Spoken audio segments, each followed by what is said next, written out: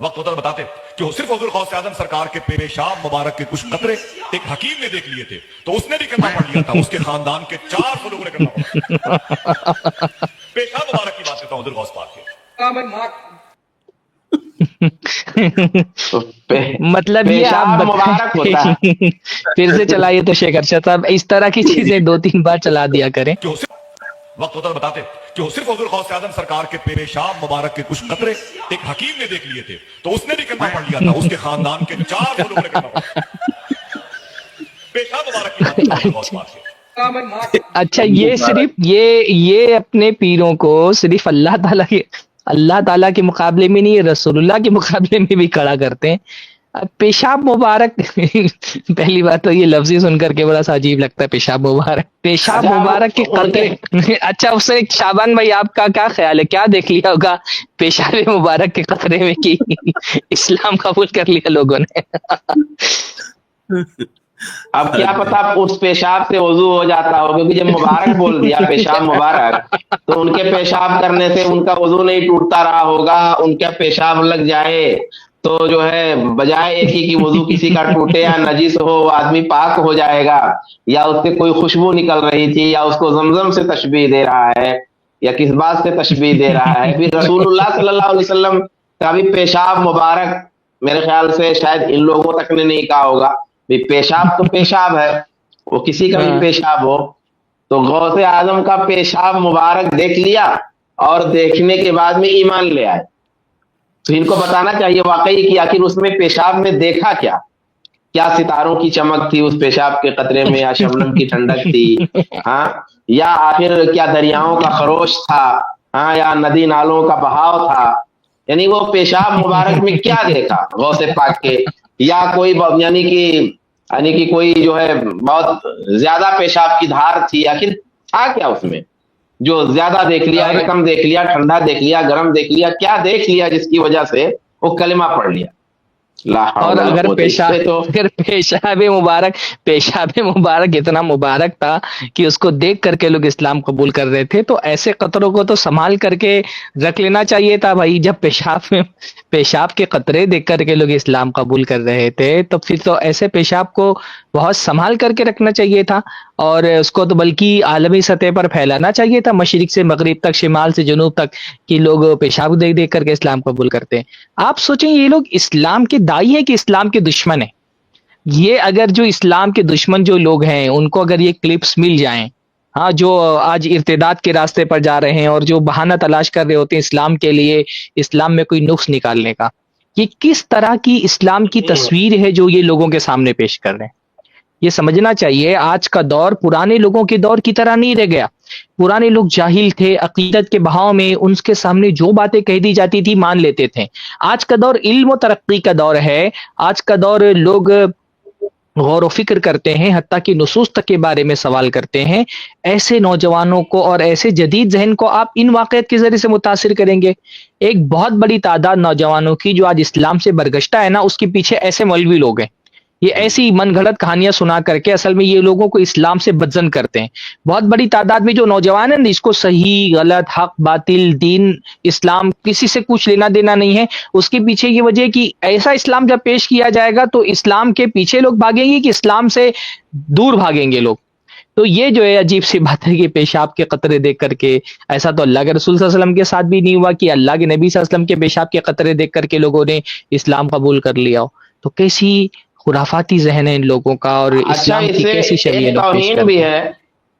ایک توہین بھی ہے کہ گویا وہ مطلب جو بھی بزرگ تھے وہ ایسی جگہ پیشاب کر رہے تھے کہ ابھی پیشاب کے قطرے نظر آنے کا کیا مطلب ہے کہ یعنی کہ شرمگاہ کے قریب تک نظر پہنچ رہی ہے. گویا شرمگاہ کے قریب تک اگر نظر نہیں پہنچ رہی ہے تو پھر پیشاب کی دھار تو دکھ ہی رہی ہے. تو کسی بزرگ کا ایسی جگہ پیشاب کرنا، ابھی اللہ کے رسول کے بارے میں کیا آتا ہے کہ آپ چلے حتی یتوارى عن الناس.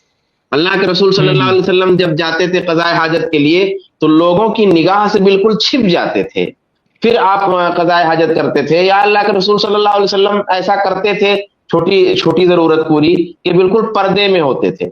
اب جو بیان کر رہے ہیں جس انداز میں، جب بھائی اتنا مبالغہ کر کے آپ بیان کر رہے ہو تو غور کرنے والے بھی اسی انداز میں غور کریں گے.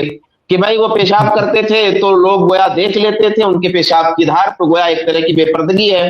آپ ولی کی بات کر رہے ہیں، یعنی پیشاب کی عظمت اتنی ہے، پیشاب کی عظمت اتنی ہے کہ حکیم اسلام قبول کر لے رہا ہے اور ادھر سطحیت اتنی ہے کہ پیشاب کی دھار نظر آ رہی ہے.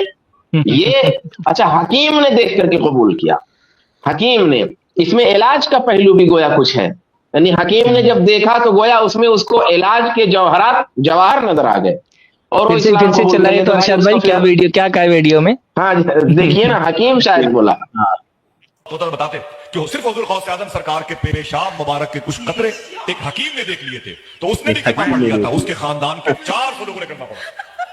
400 لوگوں نے کلمہ پیشاب پڑھا. مبارک کی بات کرتا ہوں حضور غوث پاک. اچھا کچھ قطرے جو یہ کہہ رہے ہیں اس سے تو یہ لگ رہا ہے کہ گویا لوگ پیشاب محفوظ بھی کرتے تھے کہیں. حکیم نے دیکھا نا تو حکیم نے پھر دکھایا لوگوں کو نا. 400 لوگوں نے اسلام کیسے قبول کیا ہوگا؟ تو 400 لوگوں کو دکھایا ہوگا اس نے پیشاب لے جا کر کے، اور پتہ نہیں اس پیشاب میں ایسی کیا بات تھی کہ لوگ. شیخ علی ابن ہیتی فرماتے ہیں کہ میں 29 رمضان کو آپ کی بارگاہ میں گیا تو میں نے دیکھا کہ ایک خوبصورت جوان بڑا سجا دجا تھا اور بڑا خوش تھا. تو وہ جو ہے وہ نکل کر کے جا رہا تھا. میں نے کہا حضرت کتنا خوبصورت ہے، کتنا سج دھج کے ہے اور کتنا خوش ہے، کون تھا یہ؟ غوث پاک مسکرا کے کہتے ہیں وہ عید کا چاند تھا، وہ کوئی انسان نہیں تھا. وہ کون تھا؟ وہ عید کا چاند تھا. اور مجھ سے اجازت لینے آیا تھا، حضرت 29 کو نکلنا ہے کہ 30 کو نکلنا ہے. جو کہانیاں پیش کی جائیں گی یا ابھی جو کہانی آپ نے سنی ہے، ان کہانیوں میں کوئی ایسا دم خم تو نہیں ہے کہ بہت زیادہ جواب کے لیے غور و فکر کرنا پڑے، لیکن پھر بھی ہم ان کہانیوں کو اس لیے منتخب کر رہے ہیں کہ یہ کہانیاں خوب وائرل ہیں اور لوگوں میں بہت زیادہ پہنچی ہوئی ہیں، لوگ انہیں بہت سنتے ہیں.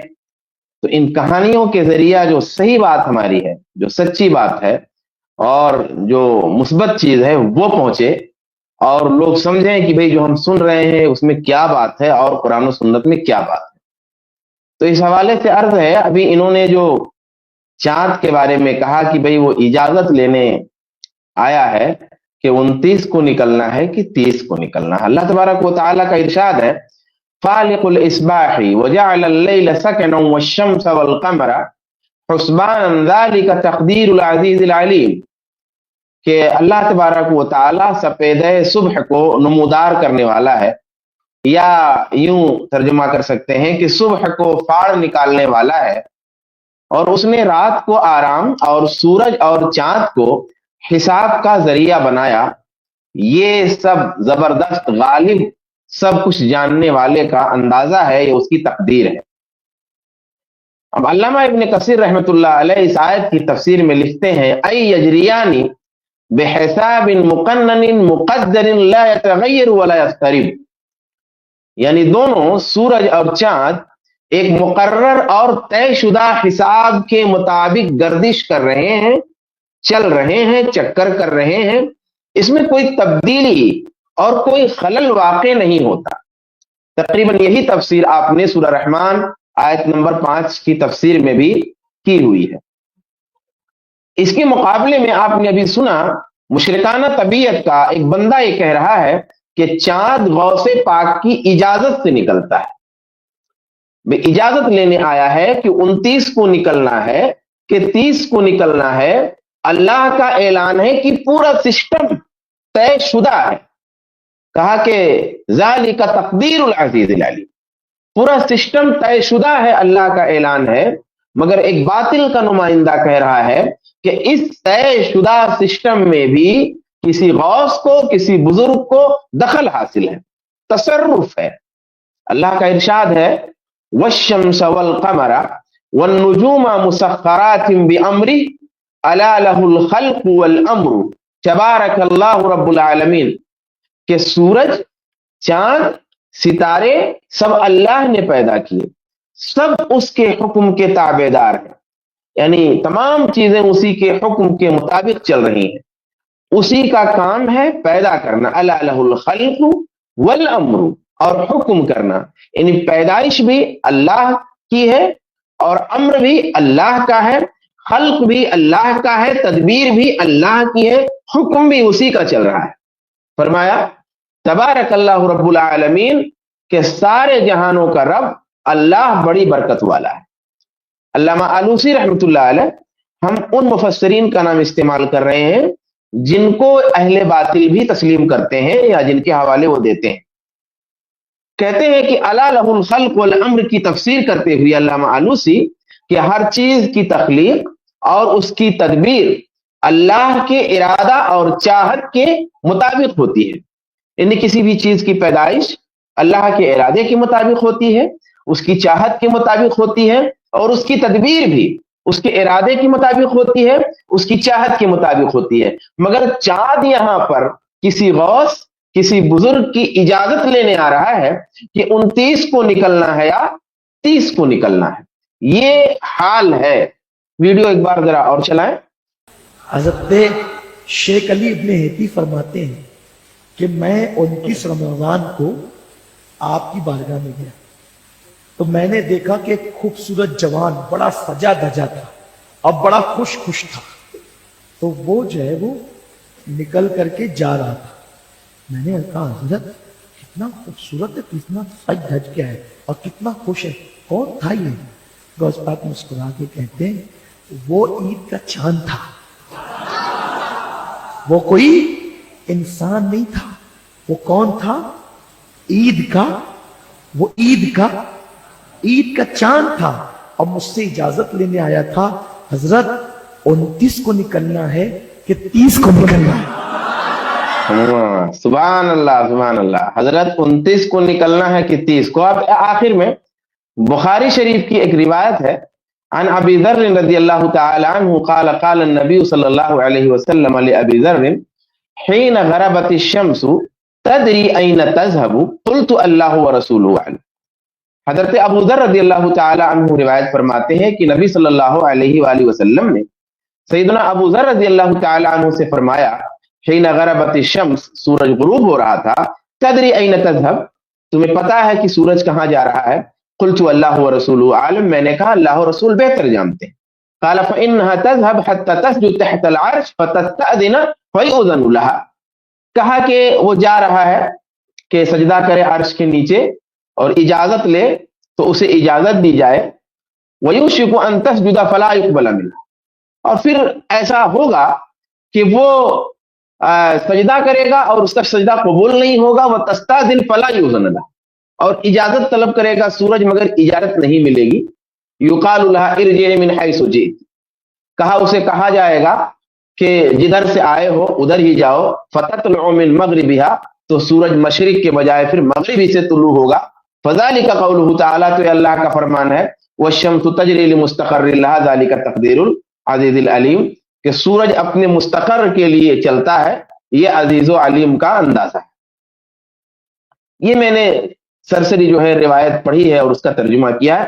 اس میں بات کیا ہے؟ یہ کتاب بدء الخلق باب صفت الشمس والقمر بحسبان, یہ روایت ہے. اس روایت سے کیا پتہ چلتا ہے؟ اس روایت سے پتہ چلتا ہے کہ سورج نکلنے کے لیے اللہ سے اجازت طلب کرتا ہے.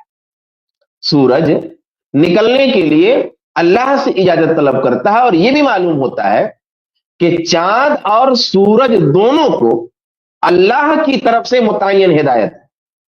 سورج اور چاند دونوں کو اللہ کی طرف سے متعین ہدایت ہے, جیسا کہ جو باب اس کا باندھا ہوا ہے اس سے پتہ چلتا ہے. مگر مشرک طبیعت کا نمائندہ کہہ رہا ہے کہ اس بات کے مقابلے میں کہ سورج اللہ سے اجازت لے رہا نکلنے کے لیے, ایک بار اجازت نہیں ملے گی اس کو تو مشرق کے بجائے مغرب سے طلوع ہوگا. یہاں پر اس کے مقابلے میں یہ مشرکانہ طبیعت کا بندہ یہ ثابت کر رہا ہے کہ چاند کسی بزرگ کسی غوث سے اجازت لیتا ہے کہ بھئی 29 کو نکلنا ہے یا 30 کو نکلنا ہے. حد ہے بھائی. اور اگر اس میں آپ کرامت کو بہانہ بناتے ہیں تو بھائی اگر ایسے ہی کرامت کے نام سے کسی چیز کو ثابت کرنا ہے تب تو ہر چیز ثابت کر لیجئے. کرامت کے مسئلے میں 2-3 باتیں یاد رکھیں. ایک تو ثبوت ہونا چاہیے, सबूत होना चाहिए। रसूलुल्लाह सल्लल्लाहु अलैहि वसल्लम या किसी भी नबी का मुअजिजा भी सही हदीसों से साबित होगा, कुरान की आयतों से साबित होगा, मुस्तनद तरीके से साबित होगा तो तस्लीम किया जाएगा। यहां करामत के नाम पे कुछ भी बयान हो रहा है। इसी तरह दूसरी बात यह है कि करामतें जो होती हैं अक्सर बेशतर अफराद तक महदूद होती हैं, लोगों को नजर नहीं आती, उनका बयान उमूमन नहीं होता। लेकिन मोजिजात जो होते हैं ना, वो लोगों को नजर आते हैं, क्योंकि उनका मकसद जो है अंबिया की तस्दीक करानी होती है, हुज्जत कायम करना होता है। इसी तरीके से कोई भी करामत उस वक्त तस्लीम की जाएगी जब किताब सुन्नत के मुखालिफ ना हो। अगर कोई चीज ऐसी है जो किताब सुन्नत से मामूली दर्जे में भी मुखालिफ है और सलफ़े सालिहीन की वजाहत से मुआरिद है, तो वो भी करामत नहीं हो सकती। इसी तरीके से करामत तब हो सकती है जब कोई शख्स बिल्कुल सहीहुल अकीदा हो, किताब सुन्नत के मुताबिक उसकी जिंदगी हो, नेक और परहेजगार हो, और उसकी जानिब से इस तरह की कोई चीज आती है तो कहा जाएगा कि ये करामत है। इसी तरीके से करामत का जो सुदूर होता है वो बहुत महदूद होता है। ये कसरत से जो करामतों के वाकयात बयान हो रहे हैं, ये खुद झूठ होने की दलील है। मोजज़ात इतने ज्यादा नहीं है जब अंबिया के, उनसे ज्यादा तो ये बुजुर्गों के करामतें, उनके करामात बयान करते हैं। तो ये चंद बातें सामने रखनी जरूरी है। करामत के नाम पर इस तरीके से झूठे, मनगढ़ंत, बेबुनियाद और कुरान और सुन्नत से टकराने वाले और शिर्क और बिदात पर मुश्तमिल किस्से, कहानियां घड़ने की जो लोग जुरात करते हैं, उन्हें अल्लाह तबारक व तआला से माफी मांगनी चाहिए। इंशाअल्लाह हमारा यह सिलसिला मजीद बढ़ेगा तो हम मजीद बातें इंशाअल्लाह जरूर लाके पेश करेंगे। अल्लाह तबारक व तआला से दुआ है, अल्लाह तबारक व तआला हम सबको सही राह दिखाए और सही राह पे चलने की तौफीक अता फरमाए। आमीन सुम्मा आमीन या रब्बल आलमीन।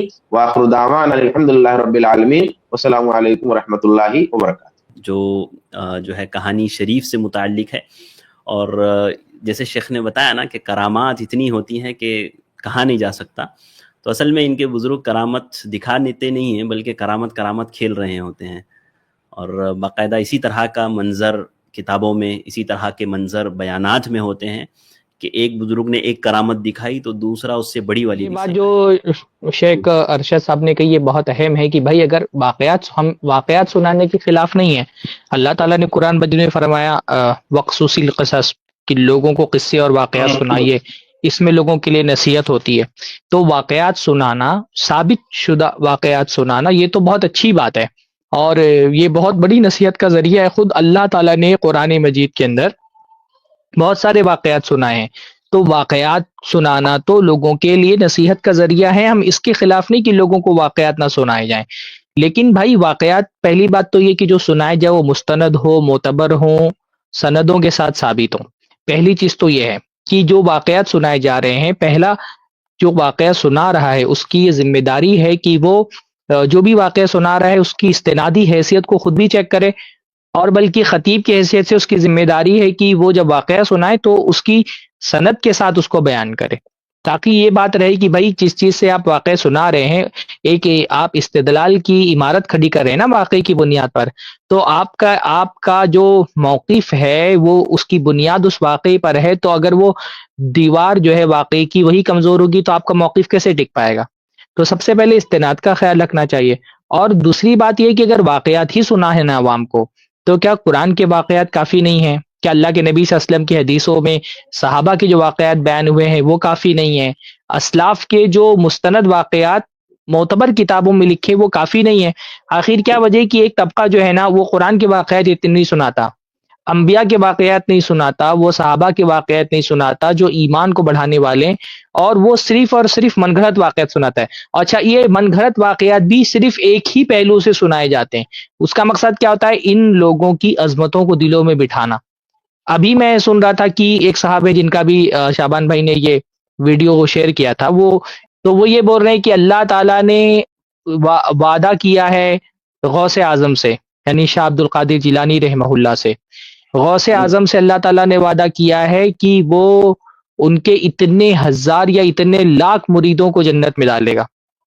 इस तरह का कोई जो है ना दावा था। तो भाई ये तो इस तरह का दावा तो अल्लाह ताला ने रसूलुल्लाह सल्लल्लाहु अलैहि वसल्लम से नहीं किया, सहाबा से नहीं किया। आप सहाबा क्या देखेंगे कि सहाबा जो है वो डरे रहते थे, کہ پتہ نہیں میرا آخرت میں کیا ہونے والا ہے. اس طرح کے واقعات سنا کر کے ذہن کیا بنایا جاتا ہے؟ ذہن یہ بنایا جاتا ہے نا کہ آپ کو عمل کی ضرورت نہیں ہے.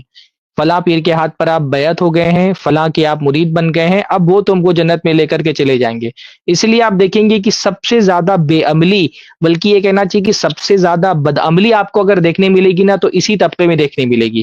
یہ نہ نماز کے پابند ہوتے ہیں، نہ روزوں کے پابند ہوتے ہیں، سود خوری ان کے یہاں بہت عام ہے، مختلف طرح کے منکرات کے شکار ہوتے ہیں. ہاں یہ ہے کہ جلسے جلوس میں ان سے نعرے لگوا لیجئے، ان سے نعتیں پڑھوا لیجئے، قوالیاں گوا لیجئے. یہ دین میں صرف وہی چیز کو لے کر کے چلتے ہیں نا جس سے ان کی شہوات کی تکمیل ہو. نعتیں پڑھنے میں بڑا مزہ آتا ہے، جلسے جلوس میں نعرے لگانے میں بڑا مزہ آتا ہے، اور لڈو پیڑے کھانے میں بڑا مزہ آتا ہے. تو یہ ساری چیز جس کو انہوں نے دین بنا کر کے رکھا ہے نا، وہ دین صرف وہ ہے جو ان کی لذات کی تکمیل کرتا ہے، ان کی شہوات کی تکمیل کرتا ہے. وہ چیزیں، وہ عبادتیں جو انسان کے نفس پہ بھاری ہوتی ہے نا، اس میں آپ ان کو سب سے پیچھے دیکھیں گے. اور اس کی ایک بہت بڑی وجہ کیا ہے کہ ولیوں کے کرامات اور پیری مریدی کی قصے سنا کر کے یہ ذہنوں میں بات بڑھا دی گئی ہے، ڈال دی گئی ہے کہ بھائی فلاں پیر کے تم مرید ہو گئے ہو، فلاں صاحب کے ہاتھ پر تم نے بیعت کر لی ہے، اب تم عمل کرو یا نہ کرو، دین پہ ثابت قدمی دکھاؤ یا نہ دکھاؤ، بس تمہارا پیر تم کو جہنم سے بچا لے گا. تو یہ ایک رویہ جو ہے نا وہ بڑا خطرناک رویہ ہے جو ان واقعات کے ذریعے سے لوگوں کے ذہنوں میں بٹھایا جاتا ہے کہ اس سلسلے سے جڑ جاؤ. شاہ عبد القادر جیلانی رحمہ اللہ کی عام طور پہ کرامات بیان کرنے کا مقصد کیا ہوتا ہے کہ آپ اس قادری سلسلے سے جڑ جائیں اور اس سلسلے کے کسی آدمی کو اپنا پیر بنا لیں، یا الگ الگ لوگوں کے کرامات. خواجہ معین الدین چشتی کے کرامات بیان کرنے کا مقصد ہوتا ہے کہ بھائی آپ ان کے سلسلے سے جڑ جائیں. تو یہ میں نے جیسا کہ شروع میں کہا کہ دین کا، داعی کا مقصد کیا ہونا چاہیے؟ لوگوں کو اللہ تعالیٰ سے جوڑنا. پر یہ لوگ کیا کرتے ہیں، یہ داعیوں، یہ انہوں نے مقصد یہ بنا لیا ہے کہ اللہ تعالیٰ سے جوڑنے کے بجائے ان پیروں سے اور ان فقیروں سے لوگوں کو جوڑا جائے. اچھا، یہ بڑی وجہ جو ہے یہ ہوتی ہے اس طرح کے کرامتوں کو بیان کرنے کی کہ مزاروں سے جوڑنا مقصود ہوتا ہے. کہ جب کسی پیر کی کرامت خوب زیادہ بیان ہوگی اور جب لوگوں کی عقیدت ان کے تئیں بیدار ہو جائے گی تو پھر اس کے مزار سے وہ جڑیں گے. اسی لیے جب بھی مزاروں پہ عرس لگتا ہے تو جب صاحب مزار کے بارے میں بیان ہوتا ہے تو کثرت سے اس بات کی کوشش ہوتی ہے کہ اس کی کرامات بیان کی جائیں. آپ دیکھیں گے، سنیں گے، ایک جائزہ لیجئے تو یہ بات کثرت سے ملے گی کہ عرس میں صاحب مزار کی کرامتوں کو کسی نہ کسی طرح سے جوڑ جاڑ کر کے لا کر کے بیان کیا جاتا ہے. اور مقصد یہ ہوتا ہے کہ لوگ اس کے مزار سے جڑیں، اس استھان سے، اس تھان سے جڑیں، تاکہ جب وہ جڑیں گے اس مزار سے تو وہاں جلوہ برپا ہوگا. اور جب وہاں جلوہ برپا ہوگا تو ظاہر سی بات ہے وہ جو سسٹم ہے آمدنی کا اور ذرائع آمدنی کا وہ وہاں تیار ہوگا. تو اس حوالے سے بھی اس کو دیکھا جانا چاہیے جو یہ حضرات جو ہے یہ چیز کرتے ہیں. اور دوسرا یہ کہ بدعملی اور بے عملی، یعنی ان کو بیان کر کے، جیسے کہ سرفراز بھائی نے بھی تھوڑا اشارہ کیا اس جانب، کہ جب یہ واقعات کو بیان کرتے ہیں بزرگوں کے اس انداز میں جیسا کہ بیان ہوتا ہے ان کے یہاں، تو اس سے ان کو تسلی ہو جاتی ہے اپنی بدعملی اور بے عملی کے لیے کہ بھی ہم عمل تو نہیں کرتے یا ہمارا عمل تو برا ہے لیکن الحمدللہ ہماری عقیدت بڑی پختہ ہے، ہم بڑے خوش عقیدہ سنی مسلمان ہیں. یہ ذہن بنتا ہے اور یہ ذہن بنا کر کے پھر کہتے ہیں کہ ضرورت نہیں ہے. اسی لیے کئی لوگوں کی تقریروں میں نے بارہا یہ بات سنی کہ نماز اور روزے کو بڑی حقارت سے بیان کرتے ہیں. نماز کو، روزے کو، حج کو، زکوٰۃ کو بہت حقارت سے بیان کرتے ہیں، بلکہ وہ خارجیوں کی روایت سے، مطلب خارجیوں سے جوڑتے ہیں کہ دیکھیے وہ اللہ کے رسول صلی اللہ علیہ وسلم کی حدیث میں تو ہے کہ وہ قرآن پڑھیں گے مگر ان کے حلق سے نہیں اترے گا، وہ نماز جو ہے ایسی پڑھیں گے اور روزہ ایسا رکھیں گے، صدقہ ایسا کریں گے. وہاں سے لے جا کے جوڑتے ہیں، حالانکہ وہ ایک خاص تناظر میں ہے، خارجیوں کی خاص صفات ہیں، ان کے مخصوص عقائد ہیں، مخصوص صفات ہیں، وہ مخصوص لوگ ہیں، لیکن اپنی بدعملی اور بے عملی کو جواز بخشنے کے لیے یہ نماز، روزے، حج، زکوٰۃ کی بھی توہین کرتے ہیں اور اس کو بہت ہلکے انداز میں بیان کرتے ہیں. تو یہ میں نے جو خاص بات جو عرض کرنی مقصود تھی وہ یہ کہ کرامتوں کو کثرت سے، جھوٹی کرامتوں کو، کہانیوں کو بیان کرنے کا ایک بڑا مقصد ہوتا ہے انہیں مزاروں سے جوڑنا، لوگوں کو ان کے مزاروں سے جوڑنا تاکہ آمدنی کا ذریعہ بنے رہے.